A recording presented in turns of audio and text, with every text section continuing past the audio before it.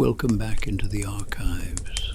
Tonight, we're traveling back to the 12th century, an era of hard work, soft bread, and questionable personal hygiene. Forget knights, castles, and all that romantic nonsense. This is the real Middle Ages, the people who actually kept things running. The millers, the smiths, the coopers, and the weavers, the ones who worked by sunlight, slept by exhaustion, and somehow built an entire civilization while covered in flour, sweat, and mild resentment. Before we step back in time, please like this video, subscribe to the channel and tap that little bell icon. Not because we crave validation, though we do, but because it tells the algorithm you prefer your history slow, dusty, and comfortably existential. You'll walk beside these diligent craftsmen through one long day, the grind of stone, the hiss of fire, the hum of water wheels turning without pause. You'll feel the rhythm of labor, the poetry of routine, and maybe, just maybe, you'll fall asleep before the reeves come to collect the king's taxes. So settle in, breathe deep. Picture a sky full of smoke and river mist. This isn't the history of kings and queens. It is a day in the lives of pioneering tradesmen. You awaken long before the sun, or rather, the sun wakes because you do, reluctantly, resentfully, as though it knows another day of medieval toil is about to begin. The air is cool, thick with the smell of damp earth and wood smoke. Somewhere, a rooster performs its only job with alarming enthusiasm. You pull yourself upright on the straw mattress, stretch your back, which feels approximately as old as the Roman ruins 3 valleys over. And listen. The village is half asleep and half alive. The faint splash of the river echoes nearby, as steady as breath. A cart creaks somewhere up the road, wheels groaning under the weight of grain. A dog barks once, and then decides it isn't worth the effort. You are a miller, or perhaps you are a blacksmith, or a cooper, or a weaver, or one of the many tradesmen who keep this tiny world spinning on its wooden axis. It doesn't matter. Everyone wakes early here. The 12th century has no respect for sleep. You pull on your wool tunic, still faintly damp from yesterday's sweat. The smell is somewhere between earthy and medieval tragedy. You lace your boots, rub your eyes, and step outside into the grey dawn. The world is small, but vivid enough. The cottages huddle together as if conspiring against the cold. Smoke curls from thatched roofs in thin, hesitant streams. Chickens scratch the mud, unimpressed by the concept of human industry. Your first stop is the river, the lifeblood of this place. It runs beside the mill, patient and eternal, the same water that turned your father's wheel and will someday turn your son's. You hear it before you see it. The low rumble of current meeting wood, the rhythmic sigh of paddles catching the flow. The mill looms ahead, a squat timber beast with a turning wheel and a single window that leaks flour dust like smoke. The smell is rich, grain, damp wood, and a hint of yeast. You know that smell better than your own name. You lift the wooden bar across the door and step inside. The air greets you with warmth and motion, with gears groaning, stones murmuring, and the soft rain of flour settling on everything like a quiet snowfall. This is your world. It hums, it creaks, and it breathes like something that is alive. The wheel outside turns the great axle within. The axle spins the gears move the grinding stones. The machinery is simple, but ancient, elegant in its stubbornness. You touch the nearest beam, feeling the vibration through your fingertips. The heartbeat of water and wood working together. The rhythm steadies you, it always does. You adjust the sluice gate to let in more flow, listening for that perfect tone, the hum between too fast and too slow. You can tell by ear alone when the mill is happy. Too much water and it growls, too little and it sighs. You fill the hopper with grain, the crop from nearby fields, carried here by farmers who trust you, resent you, and depend on you in equal measure. The grain pours like golden sand into the wooden chute. It disappears between the great stones, and a few moments later fine white flour drifts from below. The transformation is complete, quiet, and miraculous.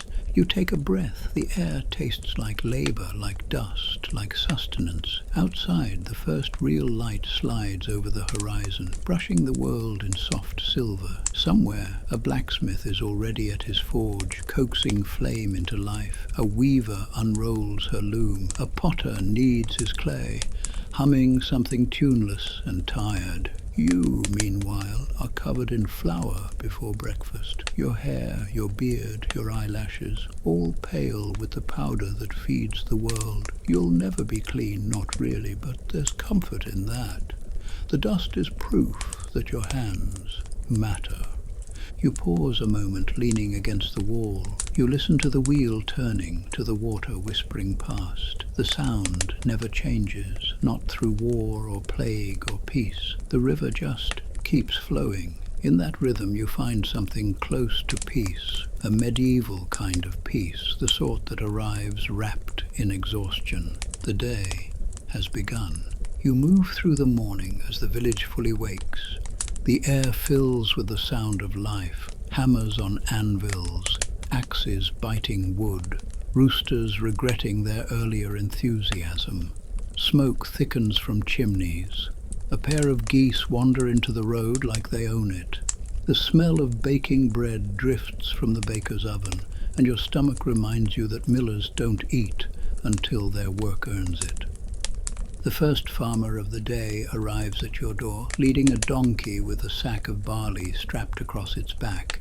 You nod, weigh the sack by hand, no scales, just the practiced feel of years, and hoist it onto your shoulder. The weight lands like an old truth. You pour the grain into the hopper and watch it vanish into the grinding stones. The sound is low and endless, like a rough purr.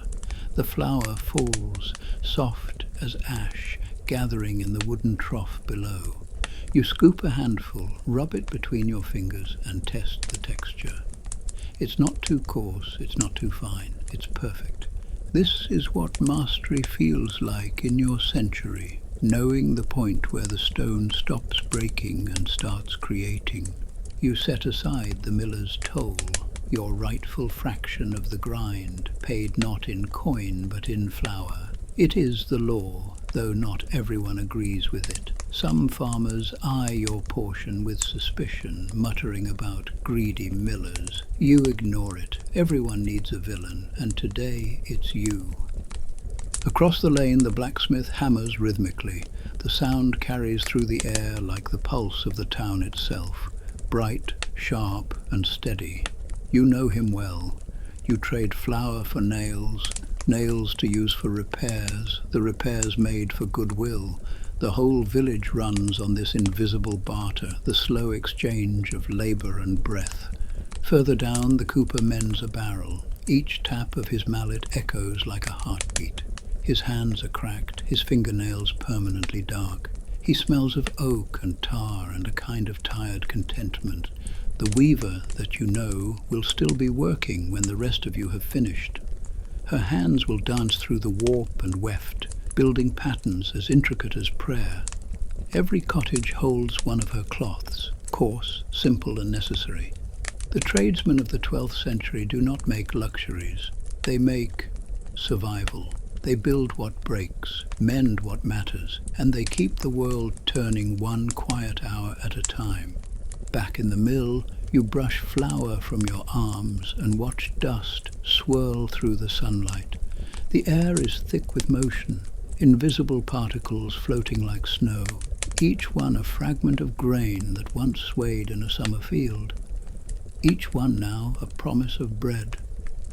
You think briefly of the baker in the village square, a man with forearms like tree trunks and an attitude that suggests he's had enough of humanity. He'll take this flour tonight, mix it with yeast and water and conjure life from it in his brick oven. By dawn, the smell of fresh loaves will fill the town again, And it all starts here with the sound of water on wood, with your hands lifting, grinding, testing, and feeding the stones. Your tools are simple, but the work is precise. The grindstones, carved from millstone grit, are perfectly aligned. The hopper funnels the grain like an hourglass. The winnowing basket separates the husk from the meal. The shovel, worn smooth at the handle, is as reliable as breath itself. You use them without thought, guided by muscle memory. Your motions have no waste. In an age with no clocks, your timing is measured by the flow of grain and the angle of sunlight on the river. By mid-morning your back aches, your hands sting, your lungs are lined with flour. But the mill sings, and that is all that matters. Outside, the blacksmith's hammer rings, the wheelwright curses softly at a crooked spoke, and the tanner down by the stream works his hides in a smell that could slay a dragon. This is not a world of quiet comfort, but of honest noise, the chorus of trades that builds a civilization one blister at a time. And through it all, you stand by the river, watching the wheel turn, thinking, not in grand ideas, but in small, satisfying truths. You think to yourself, if the river runs, there will be bread. If the wheel turns, there will be work. If the work endures, so will you. By noon you've forgotten what silence sounds like. The whole village hums, 1,000 small noises woven into a single, unbroken rhythm. The kind of noise that doesn't demand attention, but fills every corner of space. It is the sound of industry, of habit, of hands repeating motions taught by fathers who learned from their fathers. You step outside the mill and blink against the brightness. The sun has burned away the river mist, leaving the air sharp and gold. The water flashes like coins, a sight more valuable than coins themselves. The wheel turns with a patient grace, paddles dripping, its shadow sweeping over the mossy stones like the slow hand of a clock that hasn't been invented yet. The path beside the mill has become a miniature highway of daily life. Farmers trudge past, leading donkeys piled with sacks. Children dart between them, barefoot and fearless, carrying jugs or gossip. A cart rattles toward the manor, its driver half asleep, reins slack in his hands. You nod to each passerby without words. Everyone knows everyone here. Privacy is as rare as comfort. The air smells thick, flour, smoke, wet wood, and sweat. You take it all in. Across the way, the blacksmith's forge blazes. You hear it before you see it, the steady rhythm of hammer against anvil, echoing through the lanes like an amplified heartbeat. Each strike is like a punctuation mark in the village's endless statement. The blacksmith works bare-armed, a sheen of sweat turning the soot on his skin into a map of labor. Sparks leap and fade in the daylight. Every sound that escapes his forge, the hiss of hot metal in water, the dull thud of the bellows, is a kind of prayer, a reminder that creation always involves a little destruction. You trade with him sometimes, a sack of flour for a handful of nails, or a new hinge for the mill door.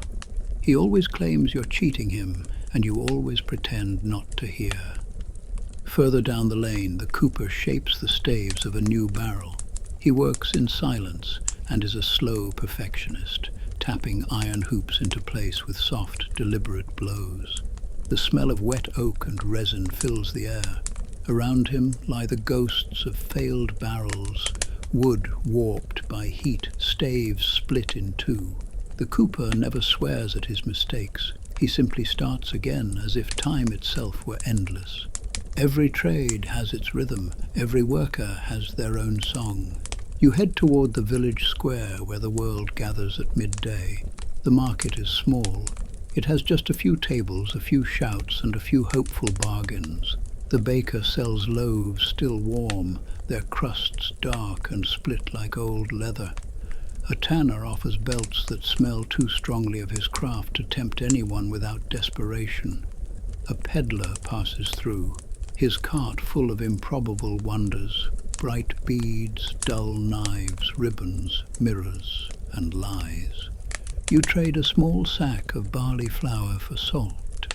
Salt is precious. worth almost anything except for conversation. The merchant says nothing, only nods and counts the exchange with the suspicion of someone who's been cheated before and will be again. By the well, a group of women wash clothes, their laughter carrying over the sound of water slapping stone. The rhythm of their work is steady and hypnotic. They are the village's social network, transmitting news faster than any messenger on horseback. Somewhere in their talk you can be certain someone is discussing the miller, the smith, or the baker, possibly all three. It's the middle of the day and the air is thick with life. Chickens chase crumbs. The dogs nap under wagons. A boy runs by holding a wooden hoop and an unearned sense of freedom. You stand in the square, flower on your sleeves, watching all of it. The 1,000 small labors that make up survival. This is not a world of grand gestures. It is a world built from hands, repetition, and motion. You wipe the sweat from your brow, look up at the wide blue sky, and think how very far away the nobility must feel from this place. How their lives must seem like myths told by people too tired to imagine otherwise. But the truth is here, in the dust on your boots and the rhythm of your work. The truth hums in the forges, echoes from the wheel, and drifts in the flour that coats everything like fine, pale snow. You turn back toward the river, back toward the mill that awaits. The wheel turns, the water sings, the afternoon stretches ahead, long and inevitable.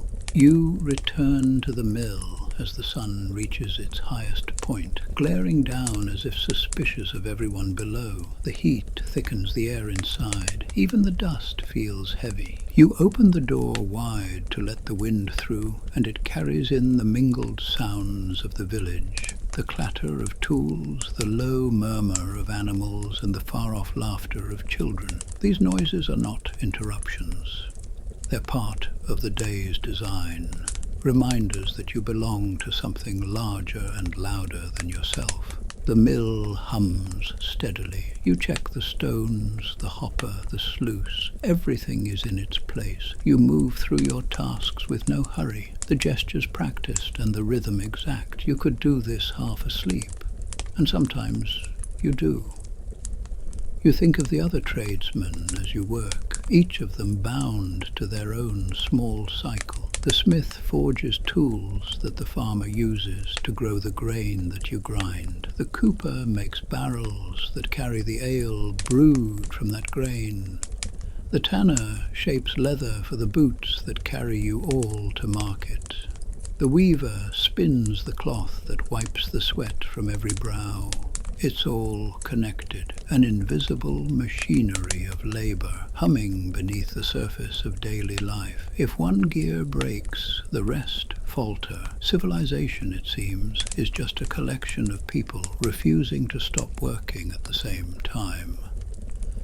The afternoon moves slowly. Dust dances in the beams. You sweep the floor because you take good care of the mill, also because the motion keeps your thoughts quiet. Outside, a pair of boys fish by the riverbank. Their voices rise and fall, full of the confidence that only youth and ignorance can provide. They shout to each other about fish that don't exist, about kings they'll never meet.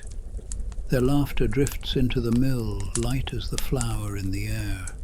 For a moment you stop, you listen, and you feel a strange kind of envy, not for their freedom, but for their unawareness of the wheel that awaits them, the same wheel that turned for their fathers and will turn for their sons.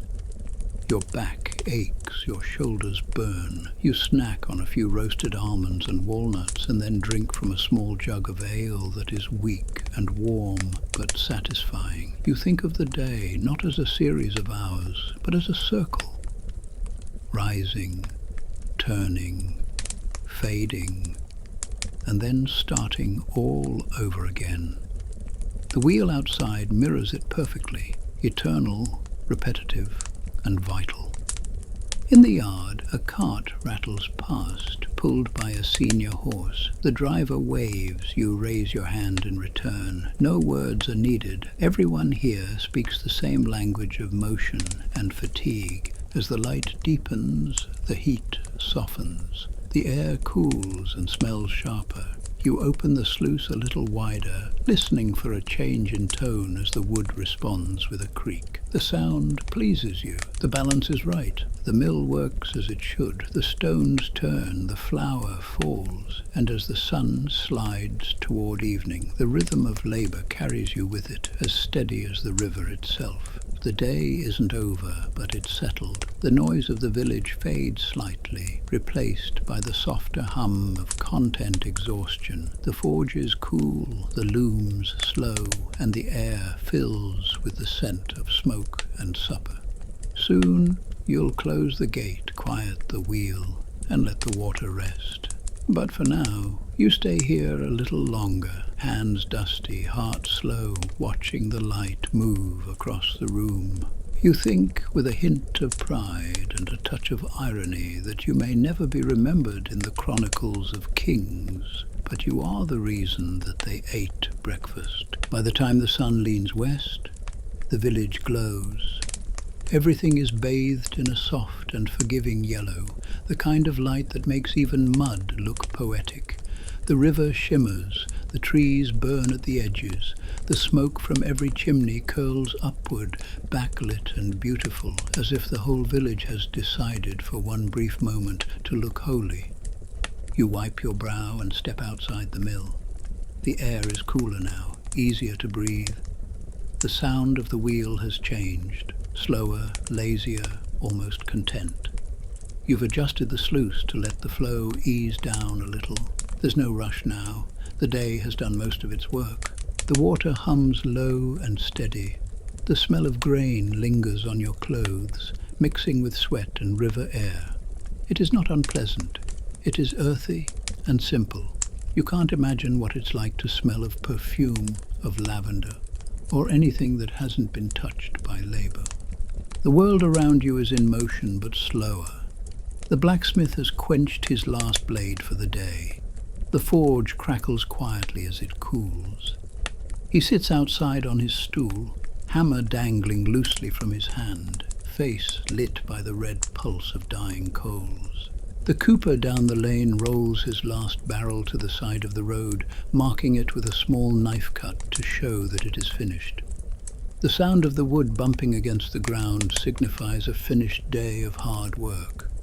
The weaver opens her shutters to let out the heat of the day. Inside, the loom stands silent, threads glinting faintly in the dusk. Tomorrow, the rhythm will begin again. The same motion, the same sound, the soft clack and pull that's been repeated since looms were first built. Every trade winds down the same way. Tools are cleaned, stacked, hung. Leather is oiled, blades cooled, benches swept. There's pride in the closing, not in what was made, but in having made it at all. You walk the edge of the river, feeling the ground cool beneath your boots. The mill wheel turns beside you, its dripping paddles catching the last sunlight. A few gnats hover above the water, shining like floating embers. The sound of the river fills the air, constant, eternal and patient. This is the hour of reflection. You think of your work, of how it feeds the baker, the brewer, the tavern, the household that never thanks you directly but depends on your flour for everything from bread to ale. You think of how the blacksmith's hammer feeds your mill's needs, how his nails hold your gears together, how the carpenter carved your sluice gate by hand.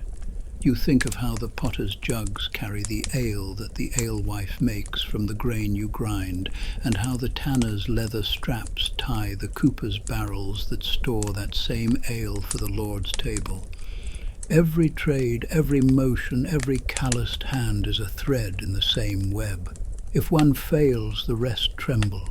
You live in a world of dependence disguised as independence.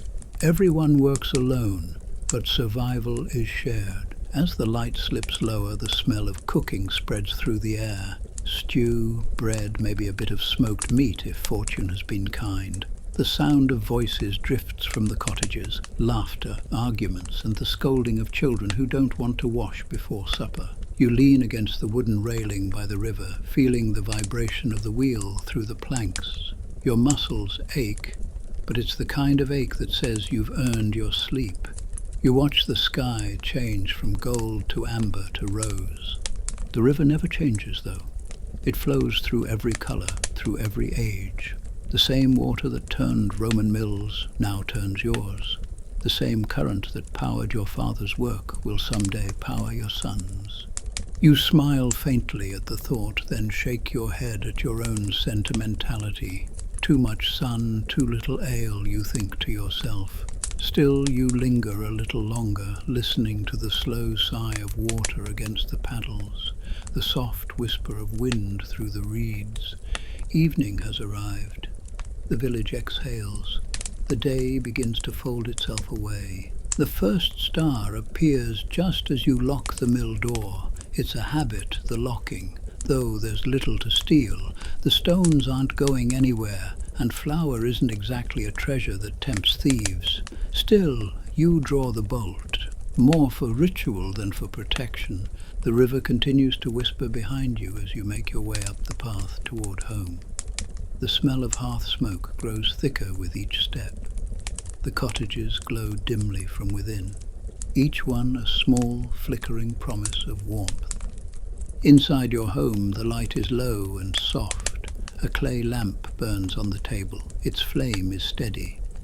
The air smells of a bone stew with lentils and onions. It's not feast food, but it is warm, filling, and earned. You sit on the wooden bench, stretch your legs, and feel the slow pulse of the day leave your body. You eat with your hands, tearing bread, dipping it into the thick broth. The bread tastes faintly of your own work, earthy, honest, and edged by the smoke from the oven. This is the moment every trade labors toward. Not wealth, not prestige, just this. Food that exists because you kept moving when the water was low or the stones were stubborn, or your back begged for rest. Across the village, others eat too. The blacksmith at his table, still streaked with soot. The weaver in her doorway, watching the last light fade. The tanner by the stream, his hands raw from work. Everyone eats, everyone rests, everyone allows the day to finally stop mattering. The children of the village shout and chase each other until the last light disappears. Dogs bark half-heartedly. Someone laughs too loudly in the distance. The ale must be good tonight. You lean back with your bowl empty and listen. The sounds are softer now. Spoons against wood, quiet talk, the rustle of straw as people settle in for the night. You feel your eyelids grow heavy, the ache in your body turning gentle familiar.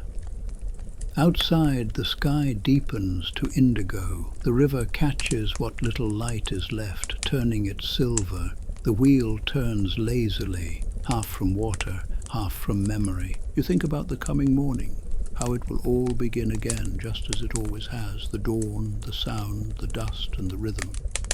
There's comfort in that repetition, even beauty. Some men chase adventure, you chase consistency and find it noble. The 12th century does not offer much room for choice, but it does offer purpose, and purpose, however plain, serves itself. You stretch your legs under the table, let out a low sigh, and look toward the door. Beyond it, the mill waits in the dark, the river whispering to itself. You think, not unhappily, the world is tired too. The lamp burns lower. The room smells of smoke and bread. You close your eyes for a moment, and for the first time all day you don't hear the wheel turning. That, you think to yourself, is the sound of rest. The last scraps of sunlight slide away, leaving only a thin ribbon of gold along the river. The air cools fast, as if someone has drawn the warmth back into the earth. You step outside for one final look before bed. The village is mostly dark now, a handful of orange glows flickering through shutters. Smoke lingers in slow threads above the rooftops, curling lazily into the sky. Somewhere a dog gives a single bark. The river keeps its voice. It sounds different at night, thicker, more secretive, like it's carrying on a conversation with the moon. You walk the short path down to the mill, just to make sure everything is right. The habit is part superstition and part instinct. In a world where so much is unpredictable, weather, harvest, feudal taxes, or the occasional plague, a mill must remain predictable. The building stands in half shadow, silent except for the drip of water from the wheel. The paddles gleam faintly, catching starlight. You rest your hand on the damp timber and feel the faint vibration still pulsing through it. Even with the sluice closed, the current presses against the wheel, reminding you that nature never really stops. Inside, the air smells of wood and flower. The day's heat has gone, replaced by the cool damp of evening. You breathe it in, the familiar scent of labor sleeping. Dust motes drift through the moonlight, slow and graceful as falling snow. You move from gear to beam, checking by touch. Everything feels right, tight, solid and dependable. The mill has its moods, but tonight it rests easy. You can sense that in its silence, the way you can tell when a horse is calm or when a child dreams without turning over. For a moment you simply stand there, listening to the stillness. In the distance, the faint echo of a hammer rings once. Probably the blacksmith finishing some stubborn job he swore he'd quit an hour ago. Beyond that, nothing. Just the hush of the countryside and the whisper of water. The stars above are sharp and cold. You think about how those same stars looked down on millers and smiths centuries before you, and how they'll look down on others long after your bones are dust. The idea isn't frightening, it's oddly comforting. Continuity is a kind of immortality. You close the mill door gently, as though tucking in a sleeping child, and walk back up the path. The ground glows faintly in the starlight, dew already forming. Your cottage waits ahead, a pool of soft yellow from the lamp inside, warm and inviting against the dark.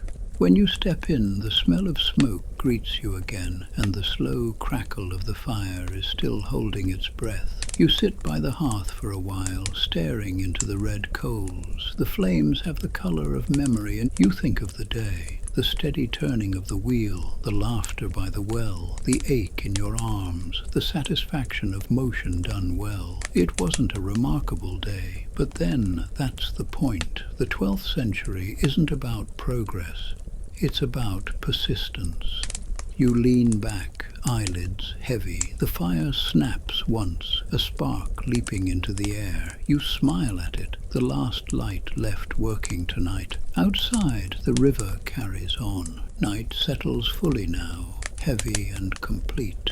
The village disappears into its own breathing. You lie down on the straw mattress, the coarse blanket pulled to your chin. The room smells faintly of smoke, wool, and the river that seeps into everything here. The only sound is the faint crack of cooling wood from the hearth. You close your eyes, and the day unspools behind them. Not in grand scenes, but in textures. The rough wood of the sluice handle, the grain sliding between your fingers, the warm sting of sunlight on your neck, the coolness of the river spray. Your hands twitch in your sleep, still remembering the motions of work, lifting, turning, tightening and wiping. You have repeated them so long they've become instinct, muscle poetry written in flour and sweat. In another cottage, the blacksmith snores like a forge bellows. The weaver dreams in patterns of thread. The cooper lies awake for a while, thinking about the barrel that leaked last week and the one that didn't.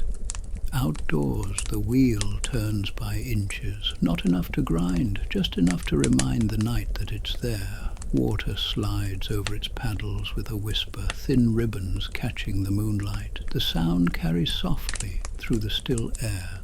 This is the river's lullaby to the world. You drift in and out of sleep. In the half-dream state, you imagine the whole village as one great mechanism, the mill wheel turning the forge bellows, the forge feeding heat to the potter's kiln, the potter shaping clay for the baker's oven, the baker's bread feeding the cooper who builds the barrel that carries ale back to you. A perfect loop of living. The thought comforts you, everything in balance, everything turning, everything necessary. Beyond the village, the hills lie dark and endless. Somewhere in that darkness, a wolf howls, not near, not far, just present enough to remind you that safety is fragile and must be earned every day. You pull the blanket tighter, not in fear, but in quiet gratitude for walls, work, and warmth. You fall asleep to the sound of the river. It threads through your dreams, winding around thoughts of wheels, fields, and the taste of tomorrow's bread. The night deepens. The stars wheel overhead in slow silence, mirroring the motion of the mill below. Everything moves, everything rests, everything waits for the first grey edge of dawn to call the trades back to life.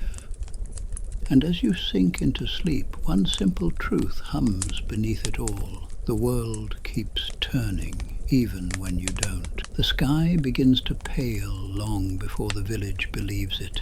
You stir, feeling the cold through the blanket, and listen to the smallest noises, the crack of ice in the bucket by the door, the faint scrape of a rat investigating crumbs, the sigh of the river beyond the walls. It is the same music as yesterday, and the one before that.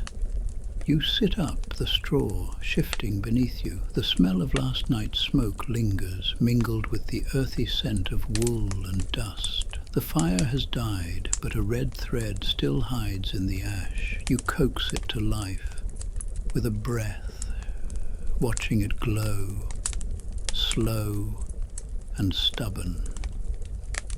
Outside, the darkness softens, the first shapes return, the roof line of the mill, the crooked path to the well, the stunted trees that always look half asleep. Frost gleams along the fence rails. The world is colourless for now, but it feels newly washed. You pull on your clothes, wool rough against skin, boots still damp at the seams, and step outside. The air bites, bright and clean. Somewhere, a cow lowing tells you the herdsman is already awake. Somewhere else, a woman coughs into the cold. The day stretches before everyone, like a long, narrow road. Outside, the darkness softens, the first shapes return, the roof line of the mill, the crooked path to the well, the stunted trees that always look half asleep. Frost gleams along the fence rails. The world is colourless for now, but it sounds like a sigh released after a long thought. The wheel jerks, creaks, and begins its first turn. The wooden paddles bite the current, droplets scatter and catch the faintest light. Inside, you check the stones. They have cooled through the night. Their surfaces are smooth and faintly slick with condensation. You run your palm across one, feeling the chill. Soon they will grow warm again under friction. The air smells faintly metallic, like wet rock and oil. You fill the hopper, measure by eye, and the grain begins its descent. The first scrape of stone on stone fills the room, a low, steady hum that feels more heartbeat than sound. Around you, the village wakes by degrees. The blacksmith's forge flares back to life, a dull red flicker against the half-light. The baker's oven rumbles. Smoke pushes from his chimney in slow, thick curls. Someone yells for a dog. A rooster mistakes himself for a herald of kings. You work steadily, body moving before thought. The rhythm has returned. Pour, check, adjust, listen. The river outside keeps its own time, endless and indifferent. By the time the church bell finally rings, the sun has edged above the horizon, and flour drifts through the slanted light like quiet snow. You pause to stretch your back and watch the dust dance in the air. The bell tolls again, long, deliberate, reminding everyone that time belongs to someone else. You smile faintly at that. The bell may measure the hours, but you measure the day by motion, by the first turn of the wheel and the last. The river glitters now, the frost melting at its edges. The world has started again exactly as it should. By mid-morning, the pattern of life has settled back into place. You can almost see it, the invisible circuit linking every hand, every trade, every breath. The blacksmith stands in his doorway, sleeves rolled, hammer flashing. The sound reaches you in slow echoes, each strike separated by distance and air. The cooper's mallet answers it, dull and steady. The weaver's shuttle whispers in reply. The entire village is an orchestra of labor, each craft finding its note. You step outside the mill to stretch, and the cold has already softened into something mild. The sky is washed blue, the grass shines wet. Across the green, a pair of apprentices haul buckets of water from the well, slipping and laughing. Their laughter feels like warmth. The mill wheel turns behind you, its rhythm unchanged. The sound has become part of you, so constant that you only notice it when it stops. You think about the work hidden inside that sound, the grains crushed, the meals fed, the small, unremarkable acts that keep the world intact. Every trade is a kind of faith. You believe in repetition, in tools, in the stubborn idea that small things done well matter more than grand ones half done. The blacksmith trusts fire, the weaver trusts thread. You trust water. Each of you leans into something larger than yourselves and hopes it doesn't fail. You check the sacks of flour lined along the wall. Their weight is honest, their scent faintly sweet. You'll trade them later, some for ale, some for eggs, one for a bit of honey if fortune smiles. Nothing in this life is hoarded, everything is circulated. The noon bell rings. You eat your meal. Bread, cheese, a piece of dried apple. The bread tastes faintly of river and stone, the flavor of the work itself. You look around and realize how little has changed since dawn, or since last year. The mill has stood for decades, maybe centuries. The same stones will grind long after your hands are gone, tended by another miller who will curse and love them in equal measure. The afternoon light sharpens, the shadows shorten. You feel the slow pull of fatigue, but it's a familiar weight, almost comforting. The day is halfway spent, and so are you. You glance at the river, silver and calm. Its movement is endless, yet its sound is always the same. You think that maybe that's what eternity really is. Not perfection, but persistence. In a few hours, you'll close the gate, bank the fire, and walk the path home. Tomorrow, the same. The water will run, the wheel will turn, the trades will hum their quiet hymns. The cycle isn't cruel, you realize. It's simply existence. You brush flour from your hands, lean against the doorframe, and watch a pair of swans drift downstream. The wheel behind you groans softly, catching the light. The world turns, the water moves, and you, one miller among many, move with it, steady, necessary, content. And that's your day. 24 solid hours of medieval grind, literally and metaphorically. You've survived the flower storms, the hammer symphony, the endless cycle of work that built an entire civilization out of blisters and repetition. The kings get the credit, but the millers and tradesmen kept the lights on.